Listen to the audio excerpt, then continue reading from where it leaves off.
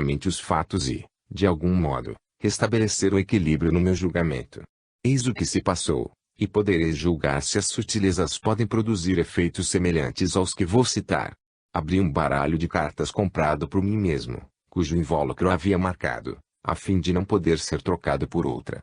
Baralhei e reparti as cartas, com todas as precauções de um perito nos artifícios da sua profissão. Inúteis precauções.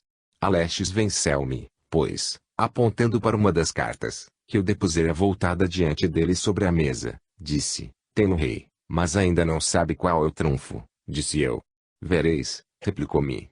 Com efeito, voltei o 8 de ouros, e a sua carta era o rei desse naipe.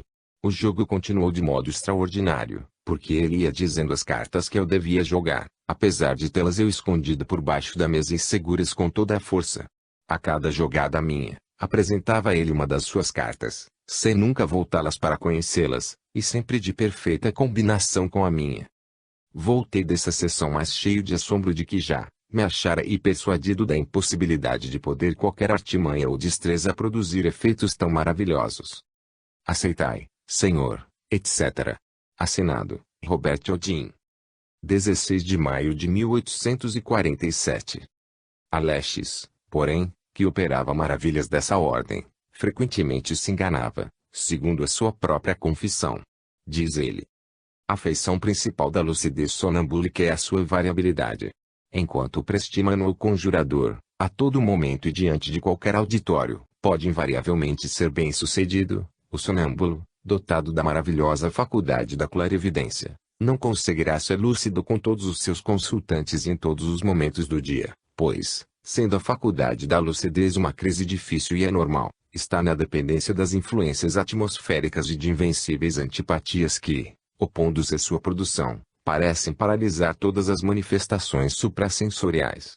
A intuição, a clarividência e a lucidez são faculdades que o sonâmbulo recebe da natureza do seu temperamento e que raramente se desenvolvem à força. Em outro ponto, diz ele, a lucidez sonambúlica varia de modo desesperador. Continuamente o êxito é seguido da falta. Em uma palavra, o erro sucede à verdade, mas, quando se analisa as causas disso, nenhuma pessoa de juízo reto acusará de charlatanismo, sabendo que a faculdade está sujeita a influências independentes da vontade e da consciência do clarividente. Hudson Tutley, o estimável médium de Berlim antes, Ohio, foi sempre um clarividente como Alexis Didier, mas nunca recebeu indenização por suas revelações. Ele publicou a seguinte notícia da condição sensitiva em que uma clarividente mesmo se julga estar. Durante as manifestações físicas, eu ficava em um estado de meio transe, intensamente sensitivo e impressionável. A última palavra ou pergunta suscitada, mesmo quando a intenção era louvável, me arranhavam os nervos como uma lima incandescente. Nenhuma palavra pode exprimir perfeitamente essa condição. Só poderei compará-la ao estado físico em que ficaria um homem, se seus nervos fossem postos a descoberto. Parecia que os nervos do espírito estavam, de certo modo, expostos, e que a palavra ou a entonação da voz que, no estado normal, passa despercebida, feria como o estampido de um trovão, rasgava e lacerava o abalado espírito. Lembro-me de um cavalheiro que assistiu uma vez a uma sessão privada. Em companhia de meu pai e de minha mãe, estive assentado durante uma hora, sem que a mesa fizesse o menor movimento e sem que nada experimentasse. O cavalheiro retirou suas mãos, e, em menos de um minuto, a mesa foi prontamente levantada, e pelo alfabeto soletrou o nome de seu pai. O esforço parece haver sido muito grande e exaustivo, porquanto fiquei num estado de quase inconsciência. Apenas o nome foi pronunciado, o cavalheiro agarrou a borda da mesa e começou a agitá-la, dizendo: "Vede como posso movê-la tão bem como qualquer outro." Se ele tivesse descarregado uma bateria elétrica contra o meu cérebro, o choque não teria sido maior, netas a dor por mim experimentada mais insuportável. Em outra ocasião olharia para isso com um sorriso, pois eu não tinha o menor desejo nem interesse em fazer conversões. Naquele momento, porém, quando todas as minhas fibras nervosas se achavam tensas e vibrantes, ela me deu rude choque. Despertei enraivecido e falei cheio de indignação. Não lhe pude explicar como e quanto ele me havia maltratado, porque mesmo não compreendera eu, e só uma hora depois me senti envergonhado de haver assim esquecido a mim mesmo. Minha mãe, bela alma, dirigiu-me algumas explicações persuasivas de desculpa ao cavalheiro, e outras de consolo à minha inteligência conturbada. Apesar disso, porém, passou-se largo tempo antes que eu recuperasse a minha primeira serenidade, arriscando-me a entrar de novo na mesma descuidada condição sensitiva. Logo que senti a sua aproximação, eu estremecia sob o império de um terror instintivo, receando a reprodução do que já sofrera. Podeis supor ser isso uma coisa extremamente sem valor para produzir tal resultado, e os médiuns se oporão, desaprovarão e criticarão. Falo avisadamente quando digo que, quando a sensitividade de um médium se tornar obtusa, ele deixará de ser médium. Direis talvez, como pode uma coisa mínima produzir tal perturbação? Esqueceis que imperceptível grão de pó no olho causa um incômodo intolerável, apesar de não se poder comparar a sensitividade do olho com a do cérebro no seu estado espiritualizado. Sujeito a toda a vigilância que possamos exercer, o fato da clarividência persiste e é diariamente demonstrado. Enlevemo-nos como quisermos na admiração da nossa própria individualidade, olhemos com pouco caso, na arrogância da nossa suficiência, para as inteligências que nos cercam, não poderemos escapar do grande fato da solidariedade de todas as coisas criadas. A clarividência nos prova que não há indivíduos privilegiados, que nada forneça ao ser humano a uma absoluta independência. Julgamo-nos senhores de um poder secreto, vangloriamo-nos de não haver em todo o mundo, que conhecemos ou possamos conhecer, outra inteligência individual que descubra o que escondemos. Vão e ilusório pensamento. Toda a nossa natureza moral e física é transparente aos olhos das inteligências mais elevadas. Nossos segredos são conhecidos por outros, talvez mesmo antes de os compreendermos. Um escritor católico romano que, como ele próprio disse, nunca pôde com alguma paciência ouvir uma simples menção dos fenômenos psíquicos, fez algumas hábeis observações na Dublin Review, das quais apenas darei um resumo. Observa ele que a influência de uma fábula, com aparência de realidade sobre as crenças humanas, não pode ser duradoura, há de com o tempo esvair-se totalmente de uma vez. Qual, porém, tem sido a sorte desses fenômenos?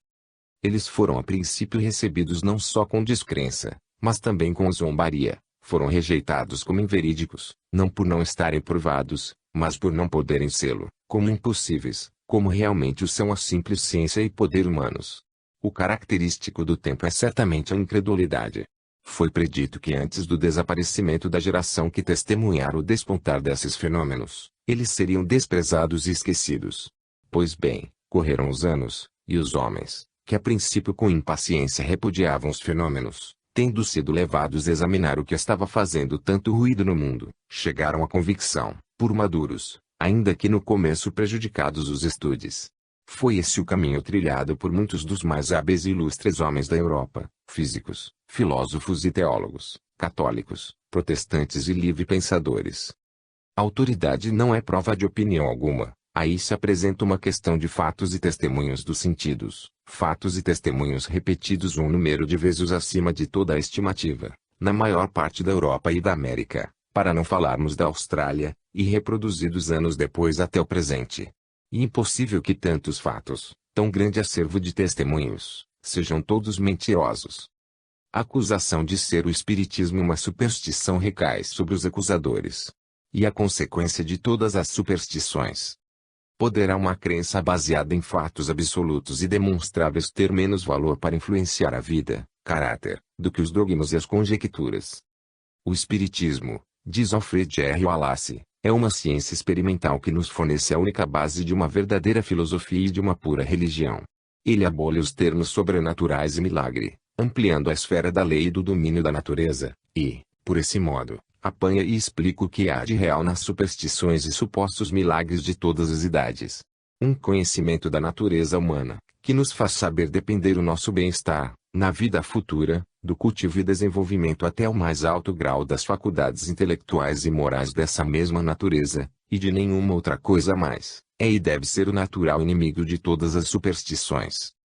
Deixei de crer no que chamam a morte, escreveu Philip Arsal Carpenter, o naturalista, irmão do Dr. W. B. Carpenter, que tanto tem guerreado os nossos fatos, e continua. O mundo espiritual se apresenta afastado e próximo. Segundo o que posso julgar, poucas horas ou, no máximo, poucos dias, precedem o despertar do espírito. Creio que a partida dos meus simpáticos, daqui, me tem feito viver mais no mundo espiritual, do qual me sinto apenas separado por um véu de carne. Creio que não terei surpresa alguma ao morrer e achar-me lá, parecendo-me aquele um estado mais natural que o presente. No passado, quando eu cria na existência de um céu exterior e julgava que, deixando de ser homem, me tornaria um tipo extravagante de anjo indefinido, não se dava isso comigo. Agora sinto não ser a outra vida mais que nova fase da nossa humanidade, sem os embaraços da carne. Das minhas comunicações com os espíritas ficou para mim esclarecido evidentemente que eles não lamentam os mortos, como fazem os cristãos ortodoxos, cujo céu é mais ilusório que real. Acreditam realmente que seus amigos vivem felizes e com eles se podem corresponder.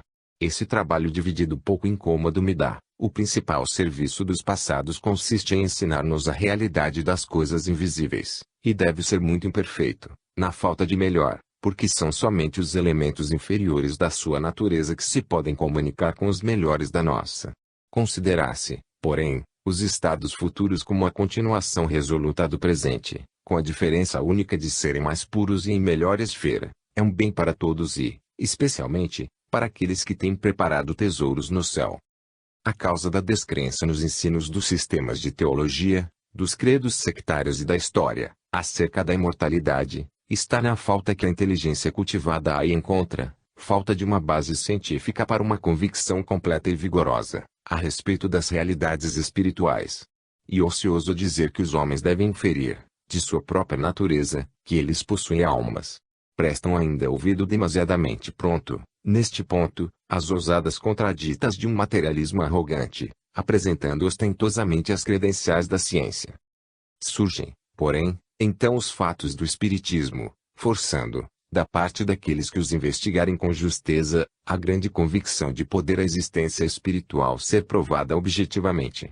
Que loucura é então essa dos amigos da religião rejeitarem o auxílio que lhes é oferecido, só porque lhes parece que, em seu desenvolvimento, pode o tornar-se embaraçoso e inconveniente. Capítulo 5. Será a ciência espiritual hostil à religião? Em capítulo anterior me referi a algumas teorias fantásticas acerca da origem da crença na imortalidade entre as raças humanas primitivas. Afirmei que a crença devia sair, como corolário, do conhecimento dos fenômenos atuais, como já tem sido provado em nossos dias a milhões de homens.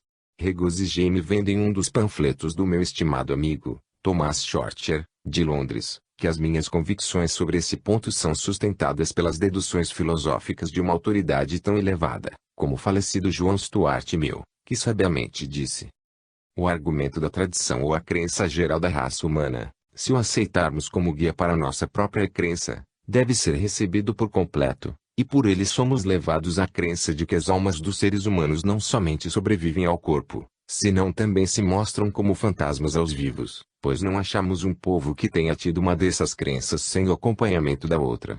Realmente, é provável ter a primeira das duas crenças se originado da outra, e que os homens primitivos nunca teriam suposta não morresse a alma com o corpo, se não observassem que ela os visitava depois da morte. Assim temos a mais sutil filosofia séptica corroborando uma das nossas mais importantes proposições, a de que as tribos primitivas assentavam a sua crença na imortalidade e não nos fatos de verem suas imagens na água e suas sombras se projetarem opostas ao sol, como o Sr. Spencer supõe, mas no das aparições objetivas e reconhecíveis das pessoas falecidas. O pensamento básico do sistema que J. H. Fichte deduziu do seu estudo sobre os fenômenos é, segundo o professor Franz Hofmann, de Würzburg, um individualismo divino e espiritualmente real. Fichte acerta os fatos do espiritismo real, e refuta o materialismo, o panteísmo e o individualismo meramente realista do presente. Sob o ponto de vista da ciência psicofísica, declara-se ele em favor da natureza objetiva da própria alma. Ela tem um lugar certo, mas pode mostrar-se em todos os pontos do espaço. Seu corpo é o real, sua consciência é a expressão ideal da sua individualidade. Seu corpo íntimo, imortal e invisível, não deve ser confundido com o exterior separável. O corpo íntimo é a mesma alma considerada somente em suas relações sensitivas. O outro é o corpo químico material, apropriado, dissolúvel na ocasião da morte e, portanto, separável da alma imortal. O corpo todo é o órgão da alma, o instrumento da sua atividade e consequentemente um sistema de órgãos, e a alma, assim considerada somente em suas relações sensitivas, é inconscientemente racional, é uma força aparentemente corpórea. Assim, a forma espiritual é idêntica ou conforma-se com o caráter do indivíduo. Aos espíritos elevados o hipócrita se desmascara pelo próprio aspecto. Aí não pode haver ilusão, a ação se passa em plena luz. Acerca dos mesmos fatos, diz Fichte. Por sua íntima analogia uns com os outros, eles se tornam críveis, e por sua frequente ocorrência entre povos diferentes, de diferentes graus de cultura, nos tempos antigos e modernos, se acham então notável coerência, que, nem a teoria de uma acidental aceitação de ilusões sempre revindas, nem a de uma superstição transmitida de geração em geração, nos podem dar deles uma explicação satisfatória. Conquanto choquem eles as ideias hoje dominantes, devem ser admitidos no domínio dos bem aceitos fatos psíquicos. Nenhuma fé, diz Leibniz, pode ser real ou inteligível, se não tiver a sua base na razão humana. A religião divorciada da razão do homem não pode firmar-se e sustentar-se. A glória do Espiritismo está no seu apelo feito à razão por meio da ciência, e no fato de nos fornecer os elementos de uma religião, velha como o mundo, mas, ao mesmo tempo, racional, científica e emocionante. Essa religião, porém, deve pelo próprio indivíduo ser deduzida dos fatos e ser assim considerada realmente dele, e não como um fruto da árvore de vida plantada por outro homem. Nada nos torna mais religiosos, diz a senhora Luísa Andreus, do que aquilo que tende a elevar a inteligência acima das limitadas e baixas esferas do pensamento, em uma contemplação das realidades eternas, que desperta em nosso coração o desejo de adorar alguma coisa que se acha muito além da esfera dos nossos ideais, e que é a alma de toda verdadeira religião, desembaraçada de profissões de fé. O Espiritismo fará isso ou deixará de ser o que é. O idiota e o ajuizado não veem uma árvore do mesmo modo, e nem todos os ajuizados têm necessariamente dela a mesma visão. Nós damos, porém, o que recebemos. A mesma escritura nos diz que os espíritos divergem entre si a respeito da retidão da vida e da retidão do pensamento, tanto quanto os homens podem fazê-lo, uns insistindo por uma vida puramente moral, outros transpondo todos os limites admitidos entre a retidão e os erros, cuja repressão viria a chocar a indulgência com que olham para os seus próprios desejos não reprimidos. Há muitos homens da íntima classe que pretendem ser espírita. Assim, como poderemos traçar uma linha de demarcação? A influência exercida pelo Espiritismo tem a sua fonte nos fenômenos, portanto, não devemos abandoná-los como assunto já fora da moda, mas continuar a estudá-los e a tirar deles proveito, visto confirmarem a existência da vida espiritual e morredoura, bem como todas as verdades que possamos colher para a eternidade. Pelo fato de muitas pessoas não tirarem esses preciosos proveitos, não se segue que as repetidas demonstrações da potência espiritual deixem de prestar-nos o sentimento da imortalidade. As próprias manifestações de um espírito mau podem dar uma impressão proveitosa, se não conseguimos torná-lo bom, ao menos nos melhoramos com o seu contacto. Essas provas da existência e energia espirituais, diz a senhora, todos os mistérios envoltos no exercício das forças desconhecidas, atuando sobre as coisas a que chamamos materiais, devem, quando dirigidas com acerto, ser de incalculável valia. O Espiritismo não é, como os ignorantes supõem, uma nova religião, posto que não deixe de o ser para os corações puros. Teodoro Parker, apesar de não para os corações puros. Teodora Parker, apesar de não ter tido a oportunidade de obter provas pessoais dos referidos fatos nas suas investigações, reconheceu intuitivamente sua vasta importância, quando, em suas notas para sermões, disse: em 1856 me pareceu que o Espiritismo teve mais probabilidades para tornar-se a religião da América, do que tivera o cristianismo em 156 para vir a ser a do Império Romano, ou o maometismo em 756 para vir a ser a das populações da Arábia. Ele graus, a evidência de suas maravilhas é maior que a de qualquer outra religião consignada na história. 2 graus ele é perfeitamente democrático, sem hierarquias, oferecendo a todos uma franca inspiração. 3 graus, não é estacionário, punctum stans, mas um punctum fluens. 4 graus admite todas as verdades religiosas e morais existentes em todas as seitas do mundo. O Espiritismo é portanto eclético. Fornece à nossa religião uma base de verdades demonstráveis. Henry Thomas Buckley observou que os fundadores da crença na imortalidade, por não assentarem sobre ela as bases da sua religião, cometem grande erro. Comprometem, diz ele, sua própria causa, colocam o essencial na dependência do casual, apoiam o permanente sobre o efêmeros, e com seus livros, dogmas, tradições, rituais, memórias e outras maquinações buscam provar uma coisa que o mundo já antes disso sabia, e que permaneceria, se seus trabalhos não fossem aceitos, e continuaria a ser a herança comum da espécie humana e o consolo de miríades de homens que estão ainda por nascer. Diz ele ainda, e para esse sentimento da imortalidade, que os afetos nos inspiram, que apelarei como sendo a prova mais segura da realidade de uma vida futura. Assim, na perda do que amamos, misturam-se as nossas esperanças, com as nossas dores. Concordo que o testemunho dos afetos é auxiliar e importante, mas não é fator original da crença na imortalidade, existente mesmo entre as mais embrutecidas tribos. Essa crença, como já o demonstramos, baseia-se nos fenômenos atuais. Que a religião. Para nenhuma outra palavra se tem inventado mais definições. Vou apresentar uma, declarando desde já que ela é limitada. Religião é o sentimento de reverência e invocação, nascido da crença na possibilidade de existir no universo uma potência ou potências invisíveis, aptas para conhecerem os nossos pensamentos e necessidades, e nos ajudarem espiritual e fisicamente. O sentimento religioso é então genuíno, legítimo e quase universal.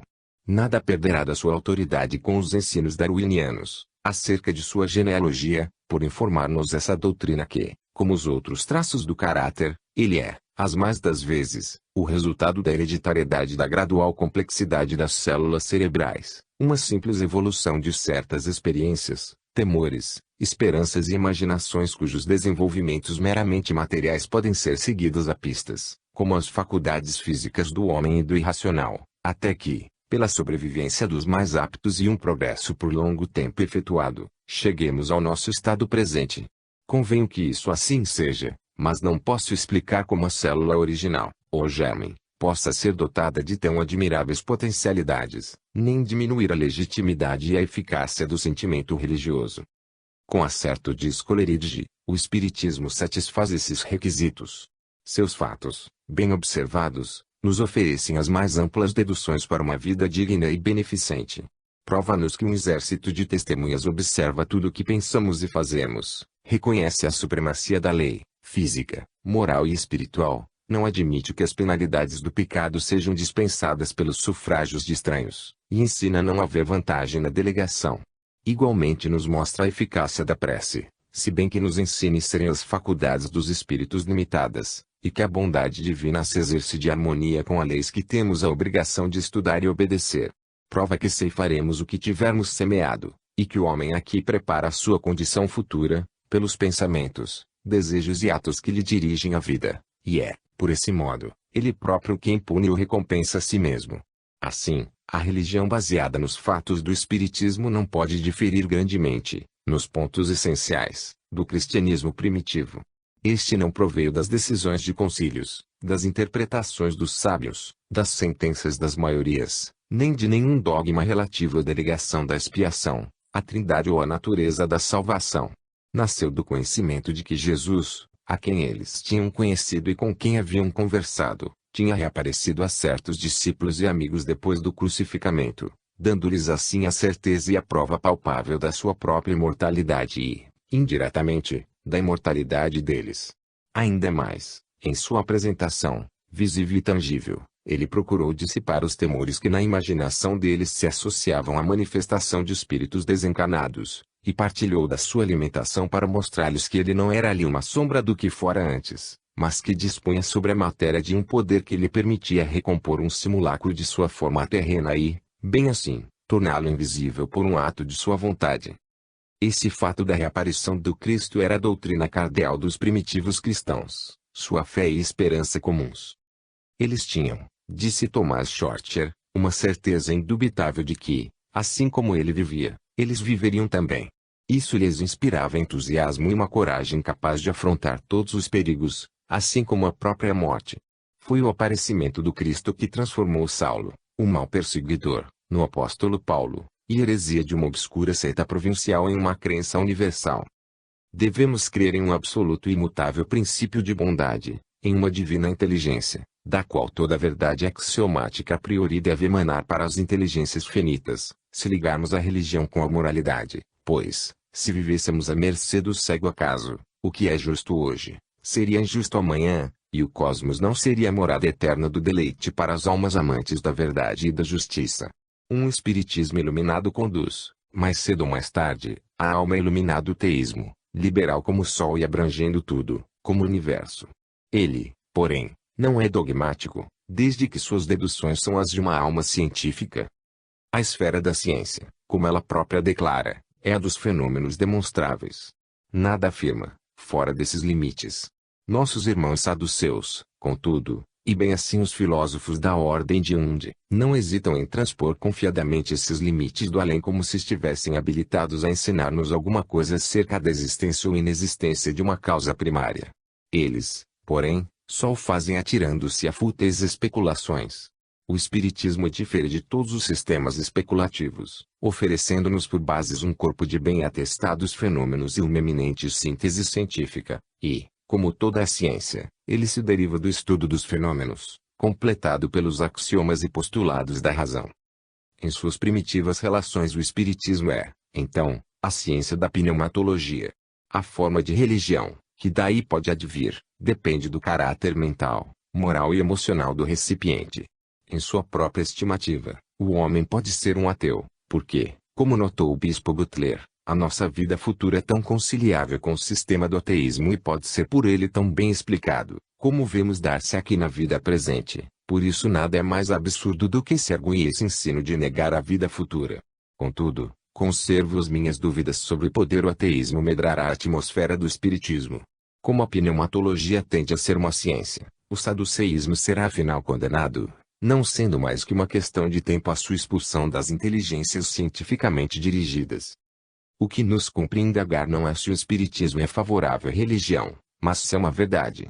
Contudo, ele foi sempre o sangue vital de todas as religiões sérias do mundo, e, se tiver de haver uma religião no futuro, a sua base científica não poderá ser senão a crença na imortalidade do homem. Se nos convencermos do que o espiritismo nos ensina, de que um espírito finito pode manifestar sua existência, exercendo por muitos modos inteligentes um poder super-humano sobre a matéria, conheceremos cientificamente a possibilidade da existência de um espírito infinito, consciente, inteligente e onipotente, apto para criar o verdadeiro princípio da matéria, intervir na existência do universo e sustentá-lo por sua imutável vontade. Admito que essa crença deve ser genérica e propriamente um postulado da razão. O espiritismo, porém, por meio de seus maravilhosos fenômenos, a sustenta com a força de todas as suas analogias. Encontram-se muitos espíritos que, relativamente à questão de um supremo ordenador espiritual, são agnósticos, panteístas ou ateus. Não é possível, porém, duvidar-se de prestar ao espiritismo uma nova autoridade à hipótese teísta, provocando as grandes possibilidades espirituais, transcendendo tudo o que o esforço pode executar e, mesmo, compreender. Estabelecendo o fato desse poder espiritual sobre a matéria e concluindo, do que fazem um espírito finito, o que pode fazer um espírito infinito, e a hipótese de uma suprema inteligência, enchendo a terra com exuberância de sua vida, poder e amor, é alguma coisa mais que uma especulação. Dizer que a religião não se pode buscar na ciência, isto é, no conhecimento dos fenômenos da natureza, inclusive a alma do homem, é tão absurdo como afirmar que as matemáticas não precisam de bases axiomáticas. A religião pode sobrepujar os fenômenos e elevar-se a uma região em que a ciência mortal não possa penetrar. Realmente assim deve ser. Quanto mais ela ascender à altura de seu grande objetivo, mais se expandirá, dirigindo-se para o infinito. Se ela, porém, não tiver outra base, além das emoções, e rejeitar tudo que a intuição, a ciência e o raciocínio podem oferecer para sua justificação, não poderá subir até esse éter puríssimo, até essa atmosfera divina, onde a fé se confunde com a ciência. A religião tem a sua origem na crença, ou sentimento intuitivo, de ver dentro ou fora de nós um poder inteligente e supersensorial que pode afetar-nos para o bem. Segundo Quatrefages, religião é uma crença na existência de seres superiores ao homem e capazes de exercer uma influência boa ou má sobre o seu destino, e a convicção de que a existência do homem não se limita à vida presente, mas se estende a outra, além da morte. Qualquer confirmação dada a tal crença, é uma nova força que se lhe adiciona. Se a justificamos por um apelo feito aos atuais fenômenos, será uma vantagem que não deve ser desprezada por nenhum homem sensato, que não deseje o aniquilamento. E isso que o Espiritismo nos habilita a fazer, e, portanto, se ciência é tudo o que busca conhecer fenômenos e descobrir as leis que os regem, O espiritismo, que procura obter um infalível e invariável conhecimento de fenômenos, é uma ciência, apesar de ser ainda, a muitos respeitos, rudimentar. Uma crítico, refutando o pensamento de deduzir-se do espiritismo uma religião, observa, quanto absurdo em pretender-se que a religião tem uma base científica. Ele nos quer falar do solo movediço da ciência, como se alguma coisa hoje continuasse a existir amanhã. Ele claramente confunde a hipótese com a ciência. Seu argumento não é mais que uma concepção palpavelmente errônea. Em vez de buscar, diz ele, colocar a religião sobre uma base formada pelo solo movediço da ciência, não seria mais lógico buscar para esta uma base religiosa? Não será isso uma sentença um pouco tautológica? Não será o mesmo que dizer-nos que a religião se deve basear sobre a religião? Como a lógica nos conduzirá a tal resultado, é o que parece difícil de descobrir-se. Em número recente de um jornal americano dedicado ao espiritismo, um correspondente publicou o seguinte: são inumeráveis as definições da palavra religião. E como o autor da supramencionada observação apresentou uma nova, pode parecer de pouca importância uma crítica do que ele afirma, de dever a religião ir desaparecendo com os progressos da ciência. Se, como ele diz, a religião é meramente um sistema composto principalmente de supostos fatos e suas imaginárias relações, ninguém lamentará sua perda. Muitos pensadores, porém, formam da religião uma ideia muito diversa dessa. Para eles é a verdadeira culminação de todas as verdades e conhecimentos. É uma ciência robustecida pela emoção. Quando Kepler, ao brilhar em sua imaginação o pensamento de uma das suas grandes descobertas, ajoelhou rendendo graças, receoso de não ter forças para realizar o pensamento de Deus, dificilmente posso conceber que em sua imaginação houvesse a ideia de ser, ou de haver sido a ciência a morte da religião. Tudo depende das noções que cada um tem da religião, e das faculdades de que dispõe para senti-la. Assim, quando o mesmo escritor diz, nunca, em qualquer sentido, o espiritismo se desenvolverá como uma religião, a força da proposição depende inteiramente da ideia que ele forma do que é o espiritismo.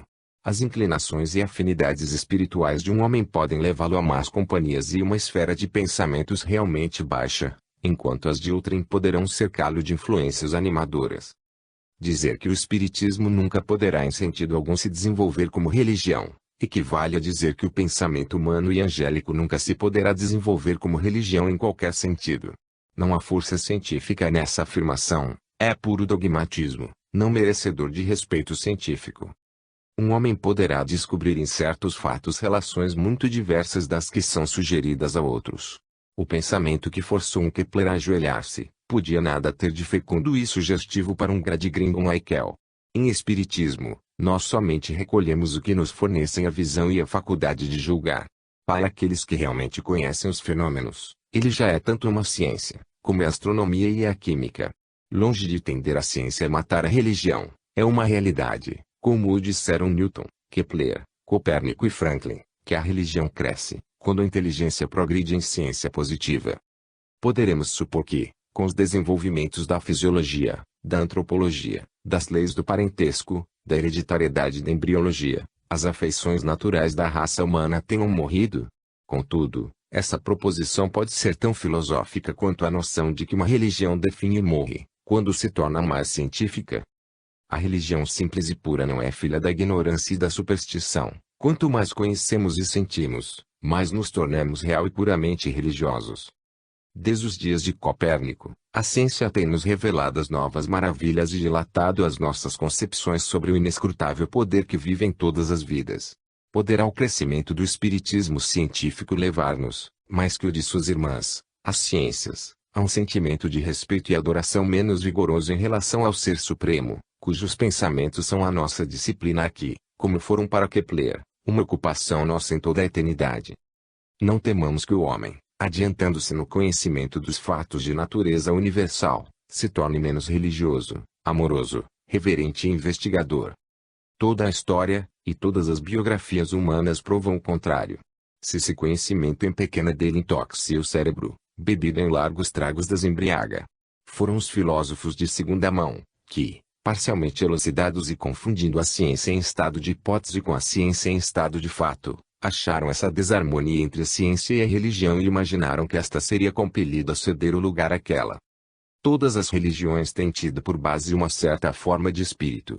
Acertadamente observa o Sr. Stanton Moses, como um fator do pensamento religioso do nosso tempo, como uma força regeneradora operando energicamente no seio dos sistemas religiosos, infelizmente precisados de purificação. Creio que os efeitos do espiritismo serão imorredouros. Ignorar o sentido religioso do espiritismo, deixar de reconhecê-lo como o dom de Deus concedido a essa geração de saduceus, é contentar-se com a palha, rejeitando o grão que alimenta a vida. Todas as religiões, em suas formas de outrora, se não nas de hoje, nele acharam uma fonte de vitalidade. O espiritismo abstrato e atenuado, pelo quais Descartes, entre os mais modernos filósofos, é tão responsável, ainda domina em filosofia, em religião e nas especulações dos principais físicos. Quase todos os ataques dirigidos ao espiritismo pelos físicos como Tyndall, ou por filósofos amadores como os senhores John Fiske ou Frederick Harrison, se firmam na concepção cartesiana de ser a alma uma coisa unicamente científica, donde era fácil a passagem para a não existência física. Esses homens consideram a alma, não como inerente a um substrato, para o qual a morte não é uma pena, nem a continuação da vida terrena uma vitória, mas como coisa sem existência mais substancial que a reflexão de uma forma num espelho. O pensamento para eles não é inerente à substância suprafísica, mas a certa matéria cerebral polposa, que opera um fluxo de átomos e se desorganiza na morte. Daí a conclusão deles que o pensamento, a consciência e a emoção, por não possuírem outro instrumento ou base, desaparecem como imagem refletida, quando o espelho é coberto ou quebrado. Para tais pensadores, portanto, com a sua ciência limitada ou parcial, a imortalidade da alma é um absurdo, desde que para eles a vida individual e a experiência são uma propriedade exclusiva dos compostos do carbono, da cal, da água, do oxigênio, do nitrogênio e do hidrogênio, que concorrem na formação do corpo visível. Dissolvei e dissipai pela morte, e o fenômeno homem, a alma e o corpo, desaparecerão. Eles não tomam em consideração que todas essas substâncias e gases podem existir ou resolver-se em estados invisíveis, nos quais suas propriedades e usos podem ser muito aumentados por uma apropriação espiritual, se for necessário. As seguintes observações são feitas por J. H. Fichte. Certamente é essa uma revelação séria feita num tempo em que a crença primitiva do homem numa vida futura estava enfraquecida ou inteiramente abandonada. Desse modo o espiritismo será um conselheiro e um estimulador para recuperarmos uma certeza sólida e perseverante da nossa imortalidade. As causas que têm conservado afastadas as classes instruídas dessa crença no organismo espiritual, estão muito longe de ser argumentos irrefutáveis contra a sua possibilidade. Elas dificilmente podem ser sustentadas. O espiritismo apresenta a base para uma psicologia extensa e aperfeiçoada, pois que seus fenômenos físicos são, com notáveis particularidades, análogos aos já de há muito conhecidos. O antigo foi inesperadamente confirmado pelo moderno e vice-versa. A faculdade que os que partiram possuem, de se materializar, é totalmente antagônica a todas as concepções de uma espiritualidade puramente abstrata, como sendo o único modo de ser no futuro estado. Essa nova ciência de física transcendental, cujos elementos nos são fornecidos nas materializações e outros fenômenos objetivos, acha-se, contudo, ainda em sua primeira e incerta iniciação. A crença na imortalidade da alma é ratificada por essas provas da experiência psíquica. Hoje sabemos que já desde este mundo podemos preparar o nosso futuro destino. O dito vulgar, memento mori, se converteu em outro mais sério, memento vivere, que nos diz, lembrai-vos de que vivereis no outro mundo. O estado futuro é uma continuação do presente, e sofrerá a influência das nossas experiências, dos pensamentos e sentimentos que nos dominaram aqui. Saídas de um octogenário de vasta experiência nos estudos psicológicos e filosóficos, do filho daquele Fichte que foi um dos mais eminentes filósofos e eloquentes escritores da Alemanha, e um de seus mais ativos cidadãos nos dias de aflição, as palavras que acabo de citar devem, certamente, ser valiosas. Fichte viu no progresso do moderno espiritualismo um penhor da reviviscência do sentimento religioso, o precursor de uma moral alta e purificadora, pois o conhecimento de que nós arquitetamos o nosso destino futuro por nossos atos, pensamentos e afetos desta vida, conhecimento que nos é fornecido por todos os clarividentes espirituais, deve, quando as novas gerações vão sendo educadas na aceitação disso como revelação da ciência, exercer a mais poderosa influência sobre o caráter e a conduta da humanidade. Tem-se considerado o espiritismo como nova religião. Ele deve antes ser considerado como o princípio atrativo e assimilador do que há de essencial em todas as religiões, sem contradizer o que os eminentes santos e sábios de todos os séculos têm, dos modos mais elevados, reconhecidos como eternamente real e nada subvertendo da verdade vital de qualquer dessas religiões. Desde que o Espiritismo é coevo da humanidade, nada há nele de novidade, com exceção do que deve pela primeira vez aparecer em cada nova fase da vida de acordo com os conhecimentos da raça humana, ou do que descobre cada alma imortal, que passam do estádio terreno para o mundo espiritual. Devemos lembrar-nos de que o Espiritismo atravessa uma época de transição, e não podemos esperar que, no ponto de vista religioso, ele nos dê seus resultados completos, antes de serem os fenômenos livremente aceitos pelas gerações futuras como fatos científicos. Quando os homens se firmarem de uma vez no que se refere às ocorrências atuais, a atenção será mais geralmente dirigida para a acepção mais alta, íntima e moral que esse assunto comporta. Contemos com o desenvolvimento dessas verdades, que hão de dar nova força às intuições religiosas da nossa natureza. Dificilmente um romancista julgará belo apegar-se à restrita narrativa filosófica das opiniões, que parece favorecer. Ele só procura inventar e espraiar-se em ficções, e nós nem sempre conseguimos traçar uma linha divisória entre o que ele seriamente quer ensinar, e o que emprega simplesmente como enfeites de um caráter inofensivo.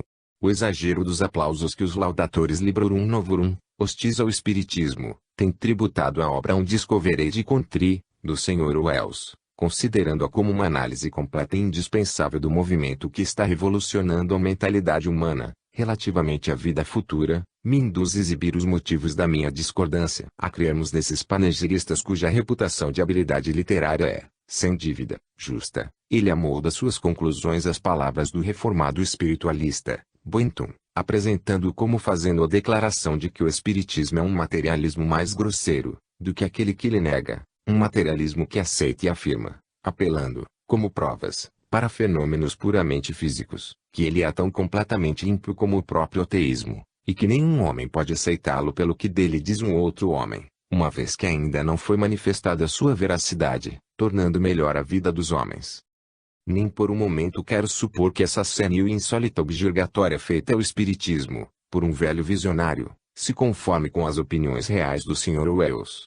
Não lhe faço tal acusação, como lhe fazem alguns dos seus amigos. Por isso, só lhe responderei como a um romancista, considerando uma questão vencida às suas vistas reais. O materialismo de que Boynton acusa o Espiritismo, é simplesmente o mesmo que nos oferecem as escrituras hebraica e cristã. Vede General 18, como Abrão se entretém com 3 anjos e 3 homens pararam diante dele 2, 9 e 10, e mandar-lhes preparar comida e ele conservou-se junto deles debaixo da árvore, enquanto comiam. Vers. 8. Em Ezequiel, no 2 graus versículo, encontramos que uma mão espiritual materializada apresentou-lhe um livro enrolado, escrito por dentro e por fora diretamente por uma potência espiritual. O Cristo crucificado foi-nos representado aí como entrando em uma sala, cujas portas estavam fechadas e se apresentando com uma forma aparentemente viva e palpável, de modo a ser reconhecido por seus discípulos e a poder mostrar-lhes as suas feridas, e dizer a um dos 12, que não se achava presente quando o Salvador aí se mostrou pela primeira vez, o qual duvidava do que os outros lhe contavam: com teus próprios dedos toca em minhas mãos, erga tua mão e examina o meu lado, e não sejas descrente, mas crente. Não será isso o verdadeiro nec plus ultra do que o nosso amável romancista chama materialismo? Que nova força não adquire essa narrativa quando realmente a aceitamos como de perfeita harmonia com a lei natural e, portanto, completamente crível? E quando Jesus cura aos apóstolos da demonofobia que os fazia olhar a reaparição de um ser humano falecido como um fato inaceitável e antinatural, não o procura reivindicar seu poder de materializar-se, e dissipar os temores deles com a seguinte observação: vede minhas mãos e meus pés, sou eu mesmo, tocai-me e vede, pois um espírito não tem carnes nem ossos como eu tenho. E para mais impressioná-los com o sentimento da sua existência, como sendo o mesmo Jesus que haviam conhecido e com quem haviam ceado, diz-lhes: tendes alguma coisa para comer? E eles lhe deram um pouco de peixe assado e alguns favos de mel, que Jesus recebeu e comeu na presença dos apóstolos. Todo esse grosseiro materialismo um espírita experimentado pode aceitar como rigorosamente concordante com os fatos que conhece, seja pelos ter testemunhado, seja pelos testemunhos dos outros. Realmente haverá aí um materialismo que aceita, afirma e busca provas em fenômenos puramente físicos. Poderá dizer o nosso romancista que todos os séculos que o aceitaram se enganavam. O espiritismo será para nós um grosseiro materialismo ou uma sublime manifestação da potência espiritual, conforme os graus e as qualidades do nosso adiantamento moral e mental e a nossa predisposição. Como poderá, porém, o reaparecimento do Cristo afetar-me como um tipo e uma garantia da minha própria imortalidade, se nele eu não vir o mesmo processo pelo qual outros seres humanos falecidos nos podem dar provas da sua existência? Terá sido simplesmente um cadáver reanimado, um monstruoso fantasma que apareceu aos 11? Ou pretendereis dizer que o cadáver se transformou num corpo glorificado com feridas, recorrendo ao fato de o corpo haver desaparecido do sepulcro, como justificativa para a vossa teoria? Se esse corpo podia penetrar em uma sala, cujas portas estavam fechadas, devia ser totalmente distinto de um corpo terreno. Se o Cristo, como um espírito humano, tinha esse poder sobre a matéria, para assim dispersar e reunir, à vontade, os átomos do seu primitivo corpo, não posso afirmar ponto e vírgula, contudo, direi que se ele dispunha dessa faculdade, é presumível que ela seja comum a todos os espíritos humanos. Pelo fato de eu aceitar a parte da narrativa conciliável com os fatos conhecidos, não se segue que aceite a parte restante.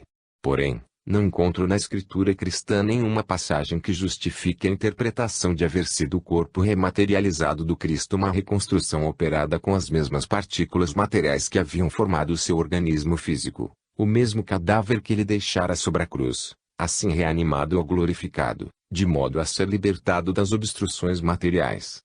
A imortalidade deve ser concebida como continuação da vida libertada completamente do corpo corruptível, cujos elementos se misturam na tumba com os dos outros despojos corpóreos, que de nós sempre expelimos.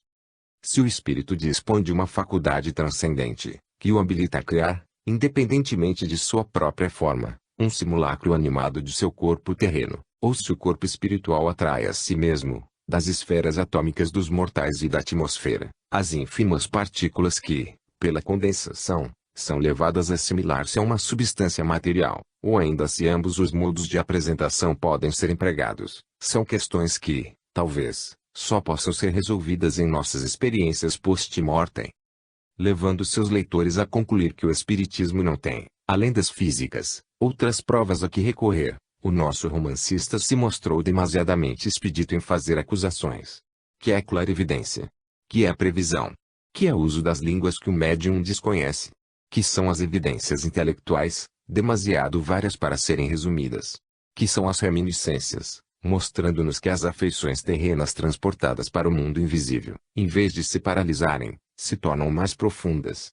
Com certeza tais provas podem ser classificadas como sendo do mais elevado sentido mental e espiritual. A acusação que busca estigmatizar o espiritismo, como sendo tão ímpio qual o ateísmo, e a de não terem lhe manifestado a sua veracidade melhorando a vida dos homens, são um non sequitur, a que mesmo um romancista, na plena explosão de seus poderes inventivos, não deve recorrer. Precisamente o mesmo argumento pode ser empregado contra todas as grandes crenças, inclusive as do teísmo, budismo e cristianismo. Se devermos aquilatar a nossa estimativa da verdade pelo caráter de seus propagadores, a do nosso credo não é, na aparência, grande.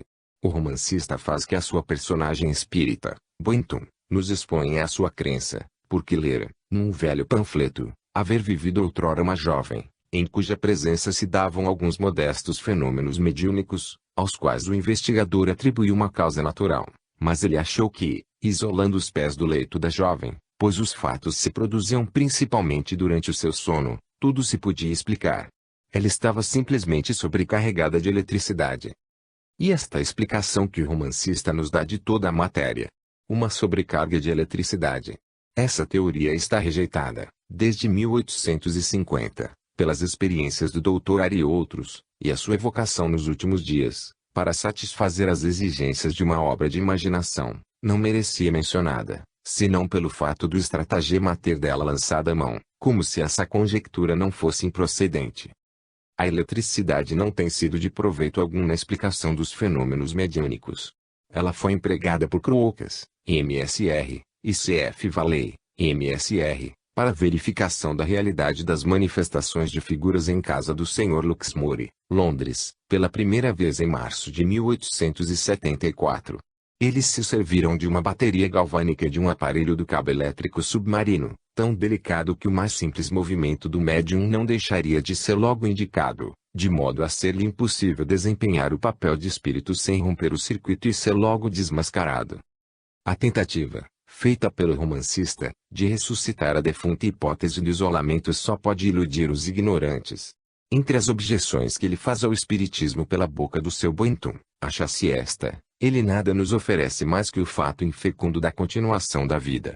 Assim, segundo ele, a imortalidade, sendo um fato infecundo, e Paulo está fora do seu apreso quando diz: se nesta vida só tivermos esperança, seremos os mais miseráveis de todos os homens, um fato infecundo. Quantos dariam suas vidas e suas fortunas em troca da certeza desse fato infecundo? A Vida Imortal, por John Weiss, é o título de uma obra póstuma publicada em Boston, em 1880. Conheci o autor. Era um homem de gênio e um crente extremado na imortalidade humana. Parece, porém, que votava muito desprezo a uma crença fundada sobre credos, tradições ou fatos históricos ou psicofísicos. Ele era tão propenso a confiar em sua própria avaliação da energia das primitivas faculdades da alma, na sua íntima aspiração a uma vida mortal, que nem mesmo quis investigar com cuidado os fenômenos, que lhe teriam provado ser falsa a atitude tomada por ele contra o espiritualismo moderno. Não emitiu juízo sobre esse ponto tão belo da grande questão, como o fez Matthew Arnold, que achou que a verdadeira base de toda aspiração religiosa para a imortalidade estava no que ele chamava o forte sentimento da vida pela justiça, capaz de ser desenvolvido, pelos progressos da justiça visíveis até chegar a algum objetivo incomensuravelmente mais forte. Uma crença tão fraca e contingente se teria dificilmente acomodado à inteligência delicada e, ao mesmo tempo, robusta de Weiss. Depois de francamente admitir que, se a alma continuava em sua existência pessoal e não emergia das correntes cegas das forças, ou estados de movimento, devia receber outra ordem de sentidos, correspondendo à nova ordem de impressões que resulta das novas relações existentes entre o universo e a alma. Ele se coloca em veemente antagonismo com a antiga e irracional ideia espiritualista, de que o germe, o embrião ou organismo psíquico, essencial a essa continuidade da existência pessoal, está envolvido na presente constituição do homem, e pode explicar as faculdades espirituais que se manifestam na clarividência, na pneumatografia e em outros fenômenos provados. Foram estas as vistas de muitos dos maiores pensadores, que figuram nos anais da humanidade.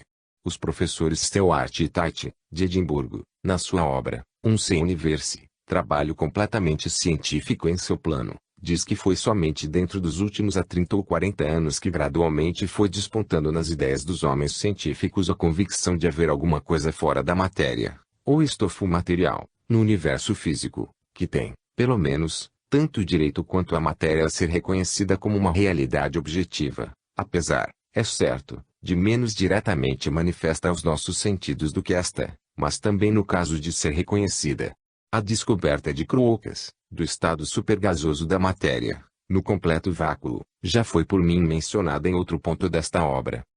Os físicos, aos quais me referi, chegaram logicamente à conclusão de haver um universo invisível, no qual a vida prossegue tanto quanto na matéria, e de que a imortalidade é possível sem solução de continuidade. Assim, eles aceitam a doutrina de Paulo, de um corpo espiritual existindo potencialmente e continuando no mundo invisível a vida que possuía no visível, e citam com aprovação a seguinte passagem de Swedenborg: o homem na morte escapa do corpo material, como de um vestido usado e roto, levando consigo seus membros, faculdades e funções completas, sem falta de nenhuma, apesar de o seu cadáver conservar todo o peso que tinha em vida. Por isso, vê-se que Swedenborg olhava o fluido nervoso como fazendo parte dos chamados imponderáveis. Por que então não incluiremos o corpo espiritual na mesma classe? Segundo Weiss, os sentidos espirituais não existem ainda para nós. Diz ele. Não podem existir, porquanto seu lugar está ocupado. A alma, em um dado tempo, só pode pertencer a um corpo, justamente qual ela, em dado tempo, só pode conceber um pensamento, fazer uma só experiência e experimentar um só sentimento, pois mais complexas sensações internas têm o cunho da unidade, não podendo existir conjuntamente com outra. Há um corpo natural e outro espiritual, mas não vivendo juntos, não podendo um ser envolvido pelo outro. A alma deve desconhecer inteiramente esse segundo corpo, até que deixe de utilizar-se do primeiro. Vimos aí um tecido de asserções plausíveis, mas sem qualquer partícula de prova científica. Não poderá o homem ao mesmo tempo fazer uso de dois sentidos? Não poderei eu ouvir-vos e ver-vos, produzindo esses dois fenômenos uma complexidade simultânea em vez de uma sucessão de pensamentos? A experiência contradiz o asserto, por mais vigorosamente lógico que lhe pareça. As faculdades e capacidades da alma são complexas. A clarividência prova que há em nós alguma coisa mais sutil que a nossa externa faculdade da visão, apesar de não termos consciência dessa em nosso estado normal. Weiss está em erro quando sustenta que uma faculdade não pode ocultar outra que ainda se conserva latente e não desenvolvida. As analogias pelas quais ele pretende provar que o corpo-alma não pode estar simultaneamente preso a um carnal e a um espiritual, são puramente fantásticas, e a sua tentativa de corrigir o apóstolo Paulo, que distintamente nos diz haver um corpo natural e haver, não que há de haver, um corpo espiritual, é um tanto presunçoso, parecendo que a contradição não é confirmada pelas provas. Do mesmo modo poderíamos dizer que o verme e a crisálida potencial não coexistem. Será certo, como Weiss o afirma, que um homem só possa experimentar um sentimento de cada vez. Não poderá ele simultaneamente ser afetado por uma dor de dentes e uma ferroada de gota, pelo gelo e pelo fogo. Não é matéria de dúvida, diz ele, que os fatos curiosos do sonambulismo, da cerebração inconsciente, das condições magnéticas e daquelas que procedem de um duplo hemisfério cerebral, se referem a um corpo material e a alma que nele habita durante a vida ordinária, e que não pode ter um outro antes da morte daquele. Em estranha contradição com essas vistas está a seguinte sentença que ele apresenta 16 linhas adiante: nada poderá salvar a alma de ir abismar-se no seio das forças cegas do mundo, a não ser a preservação da sua identidade, e essa preservação não se pode dar sem ela tomar uma forma, um sistema de órgãos, pelo qual possa exteriorizar as funções espirituais. Bela e real afirmativa. Fixemos aí um alfinete. Mas, que é feito da alma na ocasião da morte, antes de ela tomar essa forma, esse sistema de órgãos, pelo qual possa exteriorizar suas funções espirituais, de modo a não haver um hiato sem ponte, no caso de essa forma não ser um corpo estranho, chamado magicamente no momento da morte, para ser empossado, mas sim um corpo orgânico em completa harmonia com todas as atividades mentais, experiências e desenvolvimentos de sua vida terrena. Na continuação da existência deve haver um órgão para a memória, prendendo o indivíduo ao seu passado, e, na fase seguinte, o seu organismo, bem como o universo devem achar-se em relações que lhe facultem todos os caminhos que tem, na presente, para exercitar a sua atividade. Tudo isso é substancialmente admitido pelos professores Stewart e Tait. Como será essa identidade preservada na transição de um para outro estado de existência? Como se anulará essa interrupção, a não ser que a alma leve consigo esse sistema de órgãos que, como diz Weiss, contraditoriamente às suas objeções a um duplo organismo, é essencial à sua preservação contra o desaparecimento no seio das forças cegas do mundo. Weiss parece ser de opinião que a alma desincorporada pode atrair um corpo, que lhe convenha. Diz ele. A alma do vosso companheiro, então, passa de uma forma de carne a uma outra de tecido mais delicado, que, sem possuir um único característico corporal, não deixa, contudo, de ser matéria. Podemos dizer que a lei do sangue ainda se impõe, isto é, que a alma mais pura atrai-se e utiliza um corpo mais puro, justamente como se dá aqui com o princípio da hereditariedade. Isso é finamente lógico e parcialmente real, somente surge uma consideração que vicia a hipótese generalizada. Weiss nos diz, distintamente, que a identidade da alma não pode ser preservada sem se achar presa a uma forma. Apesar disso, ele impele a alma, não se trata de saber se por um momento ou por uma eternidade, ao desincorporamento, imerja nas cegas correntes das forças ou estados de movimento, deixando-a, dessarte, mergulhada e solta de todos os laços que aprenderam, o trabalho de atrair a si mesma a forma que será, sem possuir um único característico corporal, ainda material. Ele não particulariza esse característico corporal. Terá sido um ex de descendência irlandesa. Não haverá uma falta de precisão e consistência em tal argumento. Cerrando os olhos para não ver os fatos do espiritismo, como se poderia lhe livrar de cair nessas grosseiras contradições? Pelo que temos dito, vê-se que John Weiss, quando está com a verdade, o que frequentemente acontece, sustenta com uma precisão e uma força que o colocam alto entre os pensadores melhores e mais originais do século XIX. Contra o fenômeno das formas materializadas, ou faculdade de os espíritos se materializarem visivelmente, ele apresenta a seguinte objeção: eles já tinham um corpo próprio, e,